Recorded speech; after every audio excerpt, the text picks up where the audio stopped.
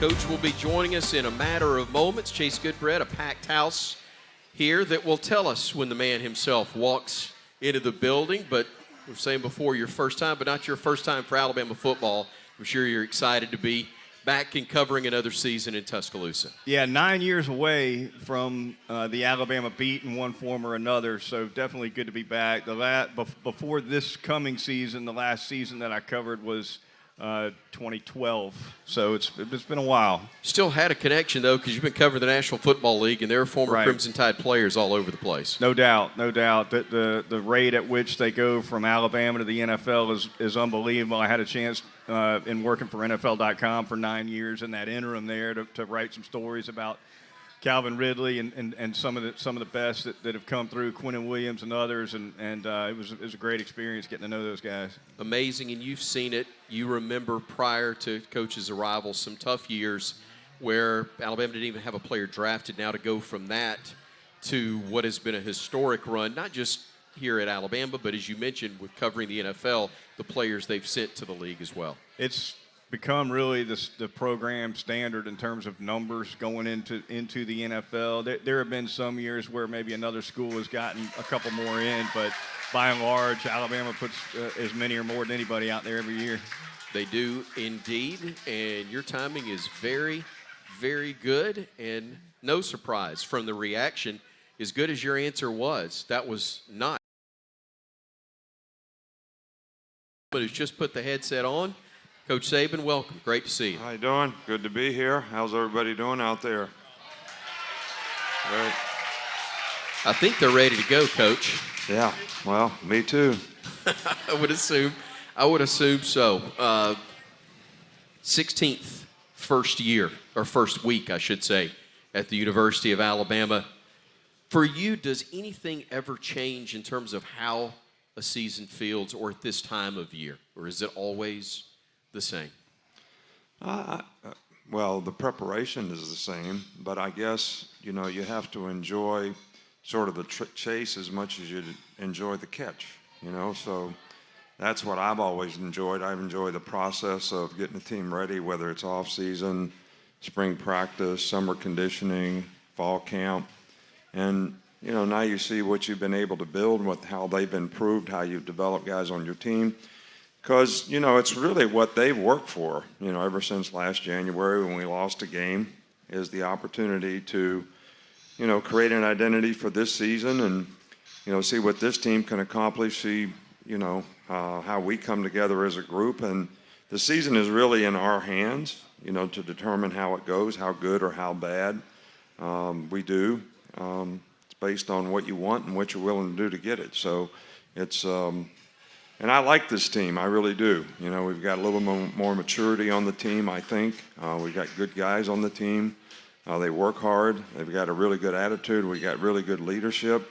I'm not saying we got the most talented team. We'll see about that part of it. But I do like the intangibles, that this team sort of has and the maturity that they have. One of the things that we have 14 guys on our team that already have their degree. We got 11 more guys that are going to graduate this semester. So when we get to the postseason, we would have 25 guys that already have degrees. That kind of tells you a little bit about, how old your team is, how mature your team is, because there's a lot of difference between a 22-year-old guy and an 18-year-old guy. But we got some pretty good 18-year-old guys that are going to contribute this year too. But anyway, we're looking forward to it. Chase, what have you got for Coach? Coach, you're almost never asked about the year you spent as an assistant coach at the Naval Academy, and I know that's been a long time ago, but that's the direction I wanted to go with my first question.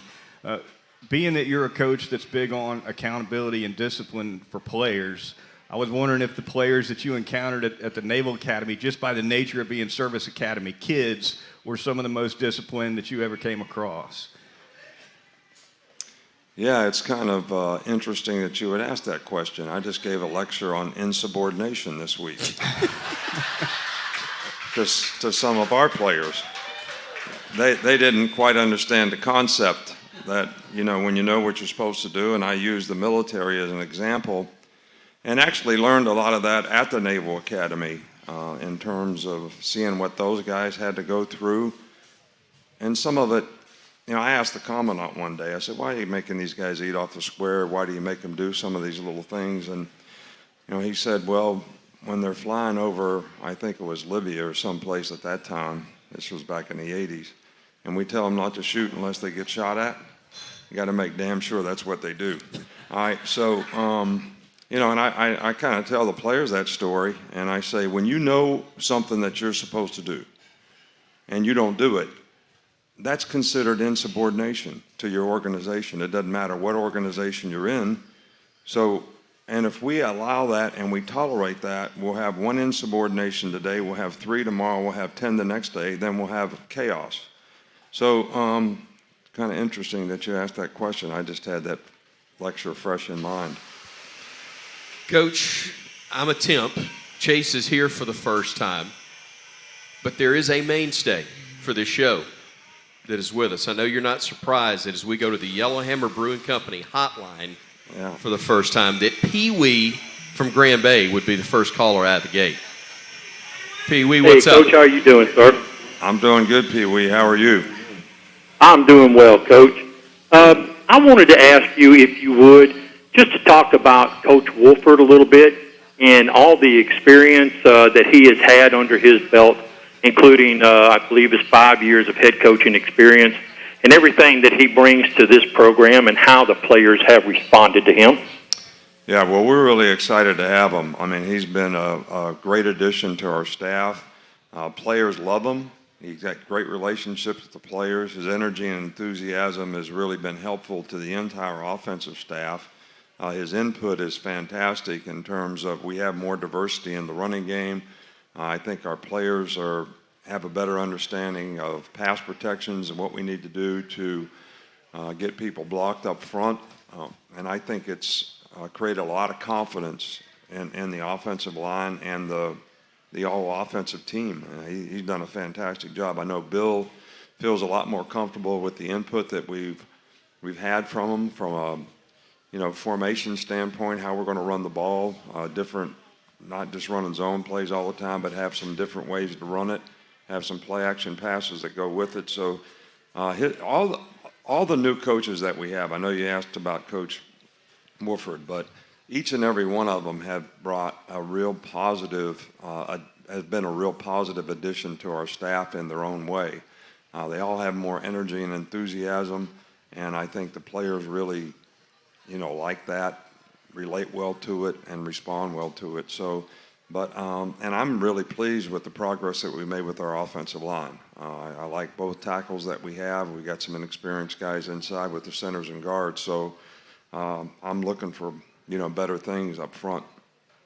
Pee Wee, thank you for the call. And our first question always brought to you by Alabama 811. Always contact 811 before you dig to know what's below. Call 811 or visit al811.com. Coach, is this one of the more unusual seasons, given the fact you have some guys that you've identified that are freshmen that'll step in and help you?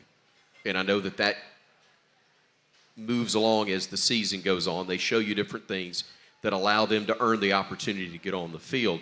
But you've got more transfers, I think, this year, certainly first-year guys, due to the transfer rules now. Given that you've got almost plug-and-play situation with some of those, does that make it a bit unusual? I think what makes it more unusual is we actually have less than most people. I think we have 4 or 5 transfers. One was a recruited junior college guy, but we have a left tackle, we have a running back, we have a receiver, actually 2 receivers in a corner. I guess we have 5. So, but most teams, and this has been the most unusual thing for me, which most people probably don't even think about, is we do summer scouting reports on teams, and really usually know the personnel from the year before, who's coming back, how much they played, the guys that are taking their place. And we try to do summer scouting reports this year, and we have teams that have 14, 15 transfers coming to their team. So you don't know who's going to play. You don't know what kind of team they're going to have. You don't know who the quarterback's going to be. You don't know who that running back's going to be. So it was a lot more difficult, and you don't know how the coaches will adapt and adjust the personnel that they have. So for us, we didn't change anything. We got guys that we felt they needed to play, and we needed for them to play for us if we were going to take them out of the transfer portal. That's kind of how we've done it. It's almost like free agency in the NFL as opposed to drafting. So we still love to build our program with good young players, talented players in high school that have good character and have got the kind of the right ability that fit the criteria for what we're looking for at every position, so that they're going to be in the program, they can grow in the program, they can develop here as players. And our philosophy is we're going to create more value for them, help them be more successful in life, create more value for them personally, academically, and athletically than they can get someplace else. And that's the reason that you go to college, is develop value for your future. It's not really about how much money you can make while you're going to college, which this whole name, image, and likeness has, sort of created some of that. But we've been able to do pretty decently in recruiting by still selling the fact that our players have created a tremendous amount of value for themselves here in their careers here, not just in the NFL, but also because of the graduation rate we have and how successful they do relative to the brand that we have. And our guys have done really, really well in name, image, and likeness because of the iconic brand we have at the University of Alabama. So people are willing to pay our players because of the exposure we get as a program, and they represent it well, so they cash in on that. So every position on our team actually has a value. So it's worked out okay for us, so far. But the transfers make me not nervous, but I'm one of these guys that it's kind of obsessive compulsive about being prepared. But we don't even know what some of the other teams have until we see them and watch them, and we'll have to just do that on a weekly basis. And you don't know who's going to be, how good some teams are going to be. It's the Nick Saban Show here at Baumhauer's Victory Grill in Tuscaloosa. And again, if you want to ask a question of Coach tonight, just give us a call on the Yellowhammer Brewing hotline at 877-202-BAMA. We continue with more from Baumhauer's in a moment on the Crimson Tide Sports Network from Learfield. This segment of the Nick Saban Show is presented by Royal Furniture, family owned and operated for 75 years. Royal Furniture has locations in Tuscaloosa, Birmingham, Memphis, and Jackson, Tennessee for your shopping convenience. Chris Stewart filling in for Eli. Chase Goodbread from the Tuscaloosa News. The media guest tonight here on the Nick Saban Show is the head coach. Joins us back on stage here. Coach, we've got questions from AL.com, the Ask the Coach question. Our first one tonight comes to us from Lucas, who's in Brantley, Alabama. And he says, hey, Coach, I think it's great that you bring in different speakers during preseason camp. Who were some of the speakers this year, and what was their message to the team? And Lucas in Brantley, Alabama says, Roll Tide to you as well, Coach. Well, we had probably the best group of speakers this year that we've ever had. Ellis Ponder does a really good job with our sort of mental conditioning folks for success to sort of choose these. But, Michael Phelps did an outstanding job. You're talking about a guy that won, 23 gold medals or whatever he won. He went 6 years in a row without taking a day off. You talk about commitment to a standard. He would stay in the pool for 2 hours and a half, constant swimming, get in a cold tub and eat spaghetti in the cold tub in recovery. So he was getting ready for the next day as soon as he got done with that day for 6 straight years to win all these gold medals. Larry Fitzgerald, who was one of the greatest players in the NFL history, did a really nice job with the players. We had Tony Robbins was really, really good. But the thing that everybody talked about, and I told the players this, we had Miss Mack who talked about, sexual stuff and all that, and she talks to all the NFL players. Each person talked about what it's like and how you need to make choices to be successful. They all said it in a different way, but it was all the choices that they made to accomplish the goals that they have that allowed them to be successful as they was. Tom Rinaldi did a good job. There was a guy named Shep that did a really good job. But it was all the same thing. It doesn't matter, where you came from, what you did, the choices and decisions that you made to get where you wanted to go were the things that made the biggest difference in your life. And It was really, really good. I enjoyed it. I took a lot of notes. I learned a lot. So, you know, it was helpful to me. I hope it was helpful to the players as well. Got a feeling it was. Chase? Coach, when it comes to the history of the Alabama football program, the traditions of it, what are some of the things that you do to expose the players to that, educate them about that? And I imagine that's largely an off-season exercise, but what's the importance of making sure the players know a little something about the players that came before them? Well, when I tell the players, I basically talk about culture. The players that played before you, no matter when they played, they have an expectation because they created a standard of excellence, whether it's the effort that they played with, the character that they played with, the competitive nature that they played with. No matter what, there's an expectation for how you're supposed to represent this institution, but how you're supposed to represent them. I always tell the story, and I might even have told it on this before, but it was 3 or 4 years ago. Julio Jones was here in the summer, and he was doing rehab, and it was really about the same time I got my hip replaced. And our players are out there in the summer workout program, and they do 7-on-7, and they have to do it on their own. And I don't know, one of the receivers dropped the ball, kicked the ball, cussed the quarterback, cussed the defensive back and Julio just called him over. Now, Julio hadn't played here for 10 years. And he said, "That ain't the way we do it here." So that's the greatest example I can tell you about the culture that was established by these players through the tradition and the history of Alabama football and what their expectation is when they come back and see it. So that's the way I try to get the players to understand the importance of the culture and what it means to so many people. But even when I talk to the band, I tell the band, there's an expectation for, when you come out the tunnel, when you play the fight song, whatever you do, there's a whole bunch of people out there that have an expectation of how you do it because you represent a tradition. And that's why we don't change uniforms all the time. We wear the same uniform. They want to wear white helmets. Everybody wants to do this and that. To me, there's an expectation when we run out the tunnel, this is the brand. All right, this is the culture. This is what people expect to see. And we have a responsibility and obligation to do it in a certain to a certain standard and a certain level of excellence and with a lot of character. So that's kind of how I try to preach it to them.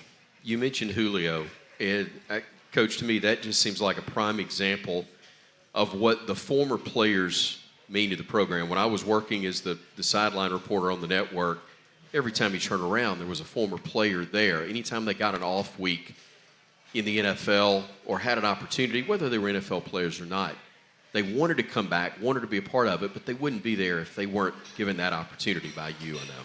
Well, they earned the opportunity. It wasn't given to them, and they did it. But it's one of the things that make me proud when our players do want to come back. And they all really like to come back. We welcome them with open arms when they come back. I think they appreciate all the people on the team here that helped them be successful, whether it was in personal development, academic support. There's a lot of folks that help our players have a chance to be successful. People talk about mental health now. We've been having a mental health program for 25 years before anybody ever talked about it. And it helps people make better choices and decisions. It helps people make and deal with issues that we all have, in our life. And learning how to deal with some of those things and overcoming adversity, whether we created it or didn't, is something that's important to being successful. It's not just how well you do, it's how well you manage failures and how well you learn from them. So, and there's a lot of people that contribute to that. I love it that our players appreciate it. I love it they want to come back, and we'll have some guys back this weekend too. Let's get back to the Yellowhammer Brewing Hotline, 877-202-BAMA, if you'd like to join us on the show, as Dorothy has done in Huntsville. Good evening, Dorothy. Hi, guys. Coach David, I wanted to ask about, an issue concerning discipline and everything you had to say pretty much deals with that, and I would think that would be a number one issue. with how well things go. But the starting quarterback, Finley, he was arrested. He outrun the law, and he didn't turn himself in. Supposedly, he didn't have on a helmet. That looks irrational to me, like maybe he ran because he had something on him or he was on something. Wouldn't you think that would maybe warrant drug testing? How would you handle that?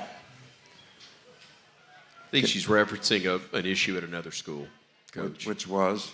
Which was having a traffic violation, I believe, when he was on a moped or something along those lines.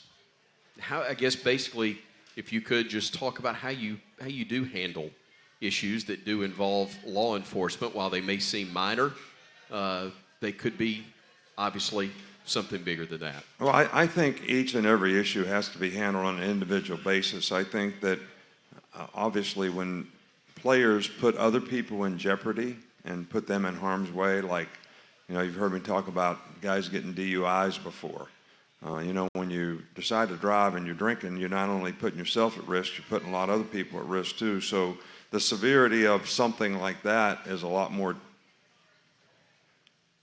it has a bigger problem. There's a lot more consequences for a player than if he's just riding a moped and doesn't have a helmet on and has a wreck and, hurts himself. Well, there was a lot of poor choices and decisions and all that, but did he really put anybody else in harm's way? And so each one of these things, I think, is dealt with on an individual basis. But one of the things that I always really harp on with the players is when you disrespect other people or you don't have enough respect for them in terms of how you affect their safety, that's something that is pretty significant in terms of how we would, sort of deal with it.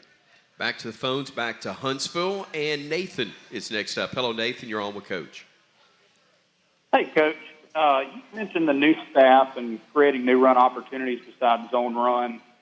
There were several instances last year where it seemed like you guys struggled in short yardage, whether that be throwing inside the 5 at A&M or getting stopped late at Auburn on 4th down, and even the national championship game inside the 10. In previous years, we've seen you guys get into black hole, I believe you call it, and you had Deron Payne and Ashawn Robinson and some other big guys at fullback, and we're almost guaranteed to get 2 to 3 yards of push on any given play. Why has Alabama seemed to have gotten away from that as of late when you've had consistent success with it? Well, we actually did it last year and didn't do it very successfully. Even when we got in, we didn't have a big guy, per se, that, like Cody or one of the guys that you mentioned, Ashawn Robinson or somebody like that, that we would use in a situation like that. There could be the possibility that we have some guys that we could do that with this year. But when we got into big people last year, we got stuffed. We didn't get any movement up front. We got stuffed. I think the game has changed in a way that, like, I'm a defensive guy, so one of the most difficult things, you have to defend now when you get down inside the 10-yard line is the more they wad people up, the more difficult it is for them to run because you're wadding your people up and you got pretty physical people and you can knock them back. People that stay spread out and create extra run gaps and then run RPOs when you're trying to play, 8 and 9 man fronts and the ball meshes and somebody runs a slant out here and the guy's got the A gap and they're throwing a slant right where he's supposed to be. That day and age of football is much more difficult to defend now than, the old what I call wad ball. Wad ball is what we played when I was in high school. We were in a T formation with one split end. It was 3 backs in the backfield, and we could run the ball on everybody, and it was almost like the wishbone.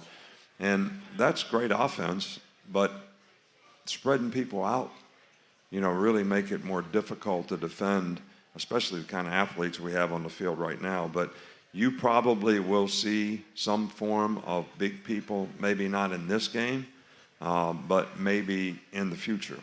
But I also think that when you substitute people nowadays, and if you watch, college football, people go fast. So they stay in the same personnel group on the 2-yard line that they were in on the 30-yard line. So you can't substitute if they go fast. You've got to be able to play with the people that are in the game. That creates an advantage for the offense too. But if you put all these big guys in there, they're going to put a whole bunch of big guys in there too. So there's good and bad in both. And I agree with you that to be able to gain 2 yards, you ought to be able to do that, and we've been stuffed too much lately. I don't disagree with you on that one. Coach, we're going to let you visit with some of the folks here at Baumhauer's Victory Grill for just a bit longer as we step aside for a break and continue with more. 877-202-BAMA. That's the number on the Yellowhammer Brewing hotline. If you'd like to be a part of the show, we'll get another AL.com Ask the Coach question coming up as well. Continuing from Baumhauer's Victory Grill after this on the Crimson Tide Sports Network from Learfield. Continuing here at Baumhauer's Victory Grill with more of the Nick Saban Show, the head coach of the Crimson Tide here, of course, as we get set for Saturday's opener against Utah State. Our radio coverage on the Crimson Tide Sports Network will begin at 6:30. Our media guest for the evening, Chase Goodbread of the Tuscaloosa News, with the next question for Coach. Coach, what about sports memorabilia? Do you have any objects that commemorate your coaching career, or any sports memorabilia that you display in home or office that's especially meaningful to you? Well, we put all the national championship rings on a coffee table in my office, so when the recruits sit there, they can look at all of them. I can't believe that table's not any bigger than it is, though. I mean, you've just been stacking them. Yeah, well, it's not about what we did in the past. We're kind of look out the front window, not the back window, so hopefully we can keep, doing something good. I'm not big on, all that. I have a lot of respect for tradition, but yet don't spend a lot of time wearing it around. I don't ever wear any national championship rings or anything like that. You don't have a wall full of game balls or anything like that? No. Well, he's got a few in his office. He doesn't even notice them. I'll just go ahead and tell you that for him. Everybody that goes in is oohing and ahhing. He doesn't even notice it. He's got a couple of things in there. Let's go to the next question from AL.com. It's Jerome in Sandy Springs, Georgia. And Coach Saban, he says, "Hey, Coach, I noticed on Saturday that the Utah State starting quarterback is more of a pro-style guy. Is it getting more rare to see traditional drop-back quarterbacks in today's game with so much spread offense?" That's Jerome in Sandy Springs, Georgia. Well, I think that Utah State, I don't think people have the proper respect for them. They won 11 games last year. They beat two Pac-12 teams, Oregon State and Washington State. They won their conference. They've got 7 starters back on both sides. They got the quarterback back. They run kind of Baylor-style offense, which is a little probably as close to Tennessee probably as anybody that we play, if you want to refer to something. So, and they spread you out, and they do a good job of making the defense declare itself, and they've been very, very successful scoring a lot of points. And the quarterback is a very effective player. He is sort of a pro-style guy. He can move in the pocket. He's not a slow guy or anything like that. He's not a running quarterback. I wouldn't categorize him in that fashion, but he has got a strong arm, and he's very accurate throwing the ball, and they take huge splits, so they get to create a lot of space. And it's going to be a challenge for our defensive players to be able to affect him in the pocket as well as close some of these windows for them to throw the ball in. So this is I think the rat poison this year, not to bring up a sore subject, I mean, it's worse than ever.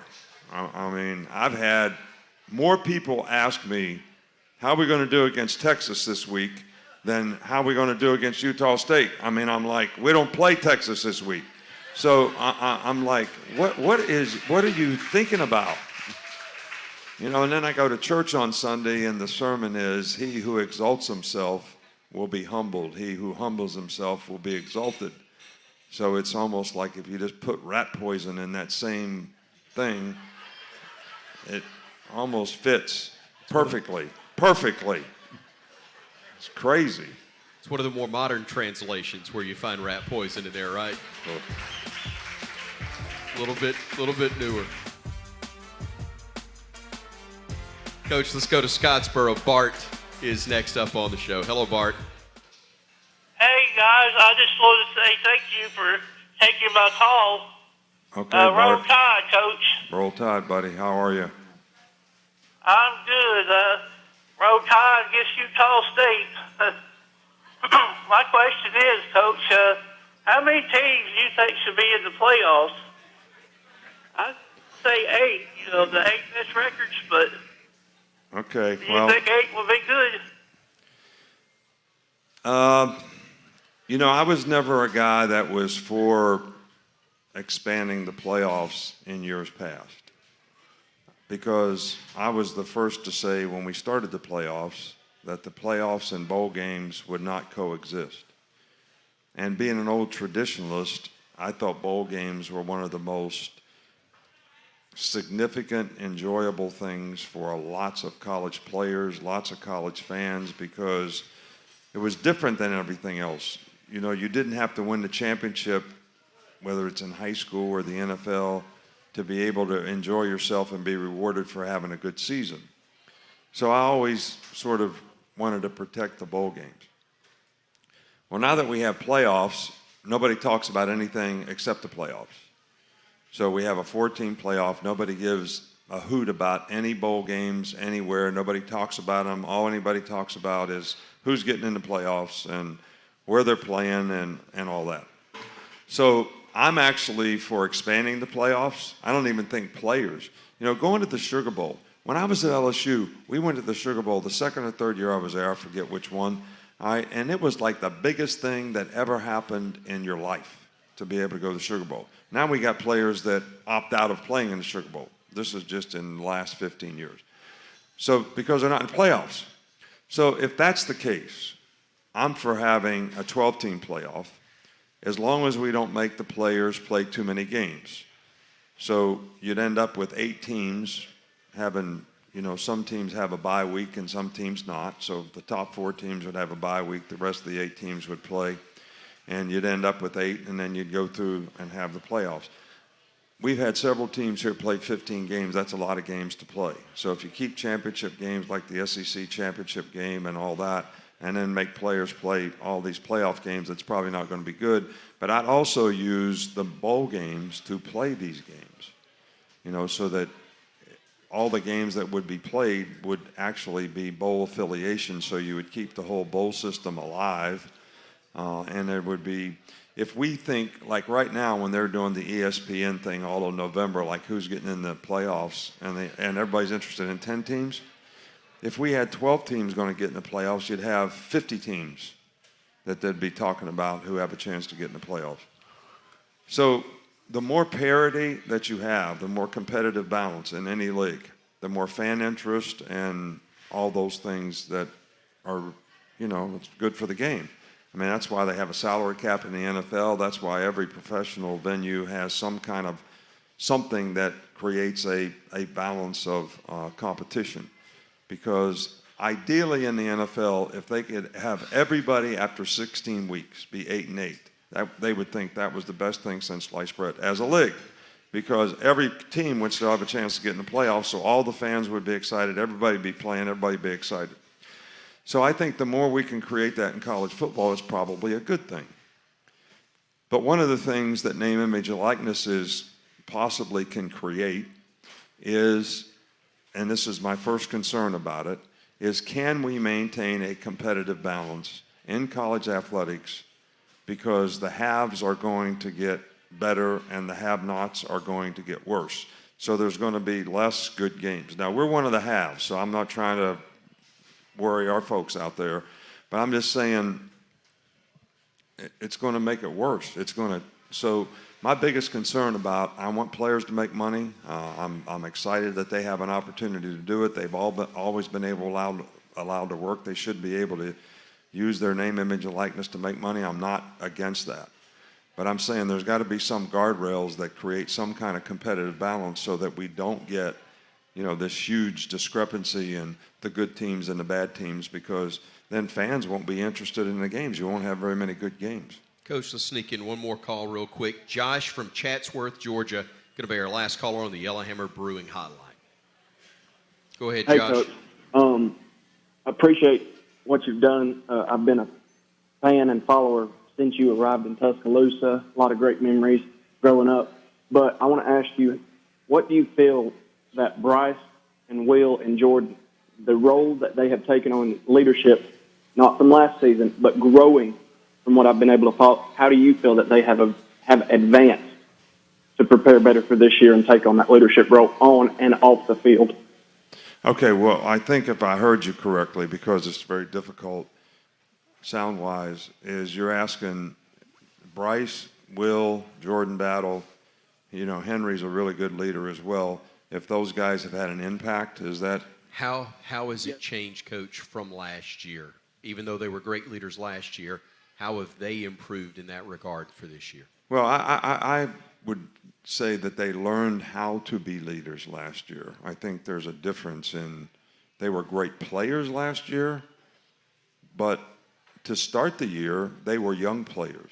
And even though they had leadership qualities, they were afraid to step forward because there were older players on the team who were supposed to be the leaders. Does that make sense? It does. I mean, and it wasn't until we got beat at Texas A&M that they started to step up and become leaders that had an impact, on the team. But there's two things about leadership that people have to understand. You have good leaders. We have some good leaders on our team. DJ Adele's a good leader. We have some other, really good leaders on our team this year. But you can have good leaders, but the people on the team have got to embrace the leadership and do what the leaders say. All right, so you can have people and you can say, all right, everybody's got to take ownership for doing their job. All right, but if these people over here all choose not to do that, you can have great leadership. They can't make them do it. I can't make them do it. They got to want to do it on their own. And I think sometimes peer pressure is much more effective than, what a coach can do, even though you try to set the culture and standard of how you want things done. And I tell you what, when you have the best players on your team are good leaders, that is the best recipe you can have for success because players respect them and they will respond to them. And I think we have that on our team this year. Coach, this segment of the show brought to you by Coca-Cola Zero Sugar. With zero sugar and refreshingly delicious, is Coca-Cola Zero Sugar the best Coke ever? We'll find out for yourself. We'll take a break. We'll come back and have our final segment with Coach coming up right here on the Crimson Tide Sports Network from Learfield. This is the Nick Saban Show presented by Alpha Insurance. For auto, home, and life insurance, call Alpha. Chris Stewart filling in for Eli, back with you here on the Nick Saban Show. And hey, Coach, Chase Goodbread of the Tuscaloosa News, kind enough to be with us. Their sports columnist, our media guest for the night with Coach. And one last question for him from you, Chase. Coach, I know you enjoy working with corners, and you coached some fantastic ones in your years with the pros, Everson Walls, a Hall of Famer, Frank Minifield. I think you coached Chris Dishman when he was a young guy with the Oilers. Was there something that some of the best corners you came across had in common, that a common thread that helped them succeed?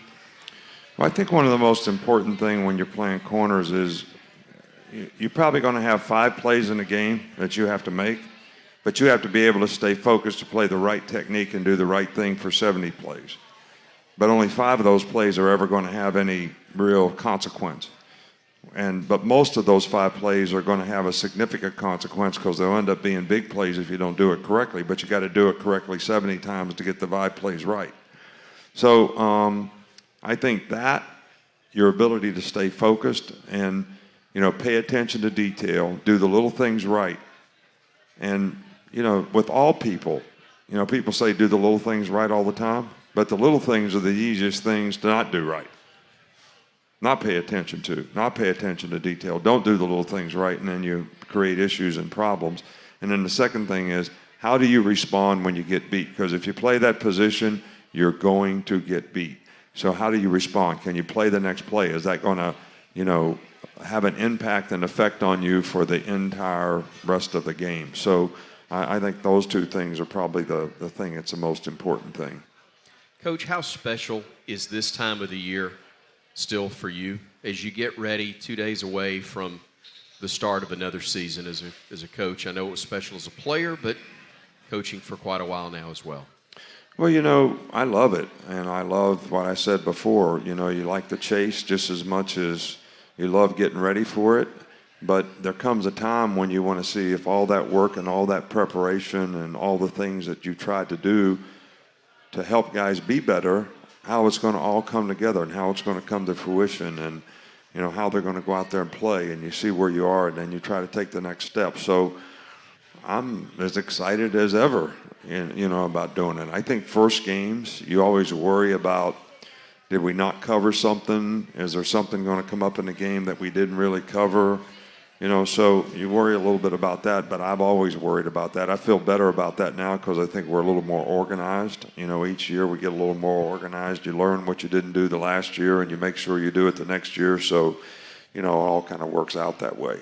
Coach, you and I did your preseason television show a couple of weeks ago, and we talked about the coordinators. You've got guys back again in the same spot they were last year there, but you always have one or two new faces. You've talked about one as the offensive line coach, but just a quick word before we get your final word on your staff and the new pieces that are there, part of the puzzle. Yeah, I mentioned this before, that all the new guys that we have been really, really good additions to the staff. Joe Cox is a tight end coach. He's a bright young guy, probably going to be a coordinator sometime soon. T-Rob is a secondary guy that, works with us all the time. He's got a lot of energy and enthusiasm, good relationships with players, very demanding. Coleman Hutzler is a new special teams coach, which, as an area we slipped in last year. We weren't as good on special teams. We've always been first, second, or third. And, the SEC and the final outcome, when you put all the special teams together, I think, people sometimes just look at the specialist and they say, well, that's how your special teams are. But really, it's the special teams, not the specialists, that make plays, whether it's punt return, kickoff return, how you defend the other people in those areas as well. So I think we'll make progress in that area. Players sometimes don't understand there's 41 spots on the team that are special team spots that they have a chance to start in, and you can't make an NFL team unless you're a star player, unless you can play on special teams. They only got 46 guys that can play in the game. Or that dress for the game. So everybody's got to play special teams. It's like the big guys, the offensive line and the defensive line. So that's something that's really good for them to create value for the future. But Coleman has done a good job of creating enthusiasm and want to in the room for the guys to do that. And, we talked about Wolf before. So I think that's all of them, isn't it? Yes, sir. But they've all made a really, really positive addition to our staff. Really pleased with them. My boss, Jim Carabin, gave me 3 assignments: get to Pee Wee, get the spots in, and get you to the final word presented by Mercedes-Benz. So here we are. Well, I think every team wants to, create an identity, but everyone is not as committed, to doing the things that they do. And you can relate it, to your own life. What do you want somebody to say about you? When you pass away, what do you want somebody to say about you? What do you want people to think about what you did? So it's almost like if you were a person and you could write your own obituary. So you would write what you wanted people to think about you. You would write what you wanted people to say about you. That would be your game plan for life. Because you wrote it, that's what you want everybody to think, so why don't you go live it? It's the same thing when you're talking about a football season, when you're talking about a football team. All right, you want to create a legacy. You want to create, what people are going to say about this team. How do they compete? How do they play? What kind of intangibles they play with? What kind of discipline they have? What kind of character do they have? What kind of competitive toughness do they play with? And then you're really writing a legacy of that team, but you have to go do it. You have to live it. You have to play it every game. And it's difficult, just to maintain the standard, throughout the season that you have to. But it starts this Saturday. It starts now. And I mentioned it earlier. There's more rat poison around than I've ever seen before. And our fans cannot be that way. If you want to be fans, you need to support the team. You need to need to have energy and enthusiasm. Support the players. They work hard. You go to the game. You're not always disappointed because you have this great expectation that we're going to win the game 50-0. Hey, these are young players who are working hard to try to be the best they can be. They need to be supported. They need your energy and enthusiasm. That helps them maintain their kind of motivation that's going to help them, no matter where we are, get better for the future. And so I encourage everybody to be positive and create a legacy for what we want to do this season. And you contribute to it in a positive way. All right, not in what I read, these guys write all the time, all right, about, all right, how can Alabama run the table? I mean, well, can't you figure out something better to do than that? I mean, come on. We got to play one game at a time. All right, so how can Alabama lose to this team? How can this team beat Alabama 3 months from now? Who gives a shit? I mean, how about this game? How about the church of what's happening now? All right, like now. Can we focus on what's happening now? How come no one's interested in that? Why do we have to go all the way? Anyway. Did you work a Flip Wilson reference in? Did you go First Church or What's Happening Now? No, that's why I heard it. That's right. You didn't think I'd get that. Coach, thank you. Appreciate you so much. All right, thank you. Appreciate you all. Thanks. Coach Nick Saban with us. And again, the final word presented by Mercedes-Benz. Hey, Coach, and the Nick Saban Show presented by Alpha Insurance. Protect your cars, home, life, and business with Alpha. Get a quote or find a local agent at alphainsurance.com. We're not going to talk about what we're going to accomplish. We're going to talk about how we're going to do it. Now, what kind of football team do we want to have?